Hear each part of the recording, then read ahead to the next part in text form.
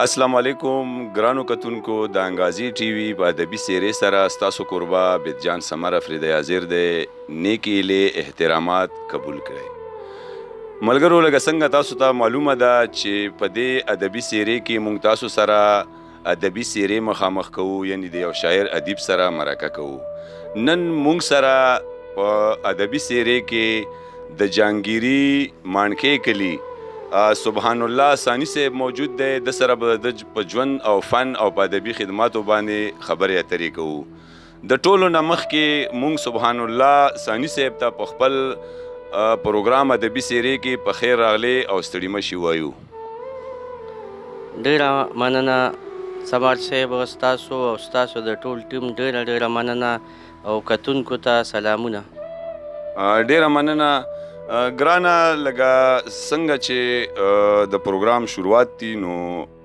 مونږ ته په لنډو الفاظو کې تاسو خپله پیژنګلو وکړئ زما جی سبحان الله ثاني نامه ده او د مانکۍ کلي چوټه لاهور تحصیل دی زمونږ ضلع صوابۍ اوسېدونکي یو زه په دې خپل کلي کې اوسېږم دلته کې میشته یم او خپل ماته ګوډه کاروبار او څه کوو لګیا یو زه شعر و شاعرۍ سره زما بس شوق دی تعلق مې دی ورسره څه تعلیم مې هم نشته بې تعلیمه یم خو بس مات ګوډ لیکل کوو او لګیا یو جی ډېره مننه ثاني صاحب په د شاعرۍ آغاز مو د کله نه وکړلو دا خو زمونږ دلته کې ملګري دي هغې کې خو اکثر شاعران نشته ده خو یو ګروپ دی زمونږ هغې کې مونږ ناست یو او د ټول ادبي خلک دی یو جونګړه مونږ جوړه کړې ده په هغه جونګړه کې مونږ ناست یو په هغې کې زمونږ یو مشر دی امام صاحب نور ملګري دي نو هغوی سره د ناستې پاستې له کبله بیا هغوی به په مختلفو شاعرانو باندې باسونه او دغه کوله هغوی مونږ دلته کې مختلفې جرګې هم جوړې کړي دي داسې په ټایمونو کې یو بلاک ادبي جرګه دلته ماڼکۍ کې جوړه شوه چې هغه کې هغه اکثر ملګري شاعران نو خو بیا نو د هغې د وجې نه مونږ بیا دا شاعري شروع کړه او د هغه مونږ ټیک ټیک ټیک سبحان الله صاحب که دا راته ووایې چې په دې ستاسو په سیمه باندې کمې جرګې هلې ځلې د پښتو د ژبې روانې ستاسو کومه غونډه شته یا نشته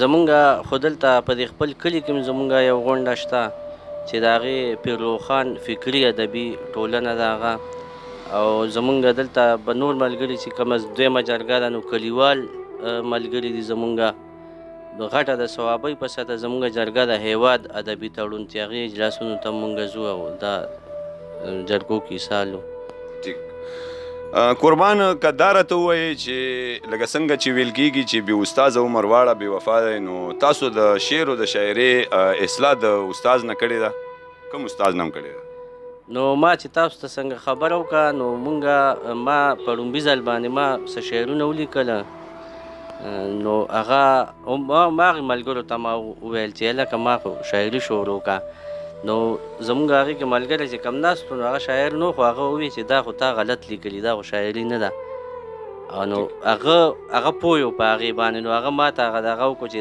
دا طریقۍ نو بس هغه زما مازغو کې کېناستو هغه او هغې نه دغه سلسله روانه شوه بل مونږ سره په محفل کې ښه شاعر چې کوم دی نو همایون سرحدي صاحب به ناست و ډېر ښه شاعر دی زمونږ د کلي دی هغه نه به مو پکې اسلام اصلاح وکړه په توړري کې زمونږ ملګري دي انورزیب سهار صاحب جان صاحب د جلسه روخان یوسفزی صاحب دا زمونږ د جرګې ملګري دي نو مونږ به ډېر دی سره ډېره زده کړه مونږ کړې ده دی نه ټیک ټیک ټیک ټیک ثاني صاحب په دې دوران کې به ستاسو نه یو غزل اورو چې مینوال به هم په تمه وي او انتظار به کوي چې د ده نه به یو غزل اورو نو تاسو به ورته څه ډالۍ کوئ نو اکثر د ستاسو دا څنګه چې پروګرامونه وي داسې دا ډېر ملګري کوي ادبي دغه په هغې کې خو اکثر خلک داسې شاعري خوښوي چې څه طنز و مزاح وي یا دغه وي که نه خو زه به دلته کې که ستاسو اجازت وي نو ما یو نظم لیکلی مور باندې اجازت نو زه به هغه مینوالو ته ډالۍ کومه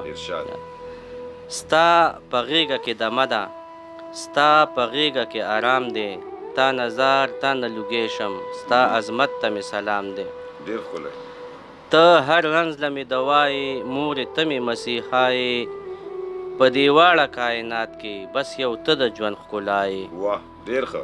ته هر رنځ له مې دوا یې، مورې ته مې مسیحا یې. په دې واړه کائنات کې بس یو ته د ژوند ښکلا یې. ډېر ښکلی. ستا دیدن مې وظیفه ده، که سحر دی که ماښام دی. تا نظر تا نه لوګی شم، ستا عظمت ته مې سلام دی. ډېر ښکلی. دا بل بند دی چې ارشاد. خوشحالۍ کې مې ملګرې، غم کې هم را سره تلې. هر صحت هره ګړۍ کې را سره یې زما ملې. خوشحالۍ کې مې ملګرې، غم کې هم را سره تلې. هر صحت هره ګړۍ کې را سره یې زما ملې. بې له تا به څه خواږه وي، په تا جوړ د ژوند نظام دی. تا نظر تا نه لوګی شم، ستا عظمت ته مې سلام دی. ډېر ښکلی ډېر ښکلی. ته چې ما پریشانه وینې، ښه پوهېږم خفه کېږې. که زره غوندې اوف وکړم شدلګیره غمګینېږې. ته چې ما پریشان وینې، ښه پوهېږم خفه کېږې. که زره غوندې اوف وکړم شدلګیره غمګینېږې. ته د مینې سمندر یې، ستا د خپو لاندې مرام دی. تا نظر تا نه لوګی شم، ستا عظمت ته مې سلام دی. ته ډېری مې د دوا یې، ته جنت د دې دنیا یې. زړه مې تا باندې راټول دی لکه تن کې چې مې ساه یې. ته ډېری مې د دوا یې، ته جنت د دې دنیا یې. زړه مې تا باندې راټول دی لکه تن کې چې مې ساه یې. زه ثاني په تا سړی یم، ستا لوی شان ته مې سلام دی. تا نظر تا نه لوګی شم، ستا عظمت ته مې سلام دی. ډېر ښکلی سبحان الله ثاني صاحب، ډېر مزیدار په مور باندې نظم و. سبحان الله صاحب د کومې شاعرۍ نه تاسو متاثره یئ؟ د چا د شاعرۍ نه ډېر متاثره یئ؟ نو اصلي کې خو مونږه د پښتو هر شاعر چې نو د هغه قدر کوو، ځکه هر یو شاعر ښه کوشش کړی دی. شاعري هر څوک کولی هم نشي، ګران کار دی. نو د پښتو شاعران ټول زمونږ د سر ګلونه دي، خو کوشش زما دغه دا دی چې کوشش دا پکار دی چې یو سړی د یو رنګ سره یا د یو علاقې سره یا د یو دغه سره ځان ونه تړي. ځکه شاعر چې دی دا خو د امن خبره کوي، د ښکلا خبره کوي. نو دا خبره پکار ده چې د امن خبره وشي، د ښکلا خبره وشي، او د شاعرانو منځ کې اتفاق اختلاف نه وي. نو دا به ډېره د خوشحالۍ خبره به وي. ډېر ښه. قربان که دا راته ووایې چې د شاعرۍ په کومو صنفونو مو زیات لیک کړی دی؟ ما خو خپل ځاني نظم مې هم لیکلی دی، او غزل مې هم لیکلی دی، هایکو مې هم لیکلي دي، داسې ربایانې ټول تقریبا. ما که چاربې ته مې نه لیکلي، داسې لوبې مې لیکلي دي که نه، دا څیزونه مې لیکلي دي. بل ما یو نظم لیکلی دی، هغه د اباسین صاحب ما نه ریکارډ کړی مو په یو دغه کې، چې هغې کې ما د پښتو دا ټول صنفونه راوستي دي چې څومره صنفونه دي، هغه ما په هغې کې یاد کړي دي په هغه نظم. سبحان الله ثاني صاحب، په آخر کې به زمونږ مینوالو ته څه پیغام ډالۍ کوي؟ نو زه خو دا خبره کوم چې نن سبا زمونږ په ملک کې حالات ډېر زیات خراب دي. پکار دي چې پښتانه په خپلو کې یو شي، یو موټی شي، د امن خبره وشي، د ورورولۍ خبره وشي. زما خو دا پیغام دی چې زمونږ څومره ځوانان دي چې تعلیمونه وکړي، ځکه مونږ دغسې بغیر تعلیمه پاتې یو، نو خفه یو، پریشانه یو. نو تعلیم پکار دی، زمونږ نوجوانان دي تعلیمونه وکړي. بل د نشو تماشو د دې څیزونو نه که ځان وساتلی شي نو ښه خبره به وي. ډېر ښکلی پیغام دې ورکړو سبحان الله. سبحان صاحب مینوالو، دا و د نن پروګرام ادبي سیرې چې د محترم سبحان الله ثاني صاحب په ژوند فن او په ادبي خدماتو باندې مشتمل و. قدرمنه موږ ستا یو جهان مننه کوو چې په دې لنډ تنګ وخت کې موږ ته دومره وخت راکړلو. ډېره مننه، ډېره شکریه. ډېره مننه، الله مو قدر وکړه، الله مو خان.